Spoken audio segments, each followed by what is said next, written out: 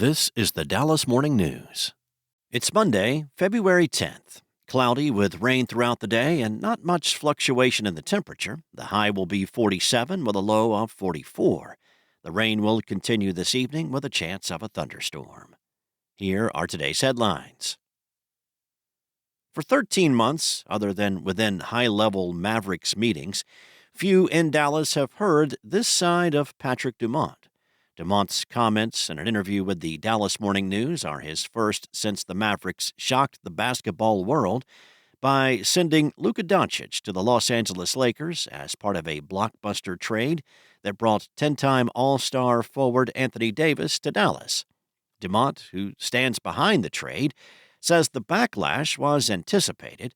His tone and messaging to the news, and by extension fans, showed a dimension of his persona that had not publicly surfaced since his family's purchase of the franchise's majority interest in December of 2023. Though he never raised his voice, his words at times were fiery, passionate, and blunt, including when asked about an unsubstantiated and implausible narrative that has gained legs in the trade's aftermath.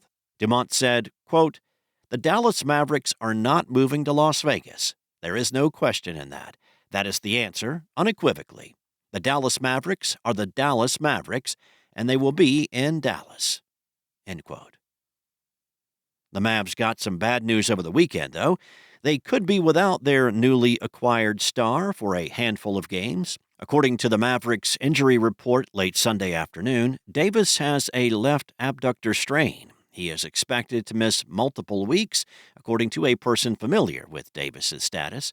He left the court during the third quarter of Saturday's win over Houston. Prior to leaving, he had an impressive 26-point, 16-rebound, 7-assist performance. Davis accounted for 3 of the team's 18 blocks, a new franchise record. The Mavericks improved to 28-25, while the Rockets lost their 6th straight game and dropped to 32-20. In other news, the Tarrant County Sheriff's Office has notified the public of the year's first in-custody death at the county jail Saturday. The inmate, whose identity has yet to be reported publicly by the county medical examiner's office, died at John Peter Smith Hospital 2 days after attempting suicide. The 36-year-old man is one of nearly 70 people who have died in custody at the jail since Tarrant County Sheriff Bill Waybourn took office in 2017. Waybourn has previously pushed back on criticisms about these deaths, saying many were from natural causes. The man was booked into the jail Tuesday after being arrested for a parole violation out of Palo Pinto County, as well as failure to register as a violent sex offender. During the intake process, detention officers noted behavioral concerns, and the man was referred to My Health, My Resources of Tarrant County, a mental health service provider, for further assessment. The man was subsequently cleared by MHMR.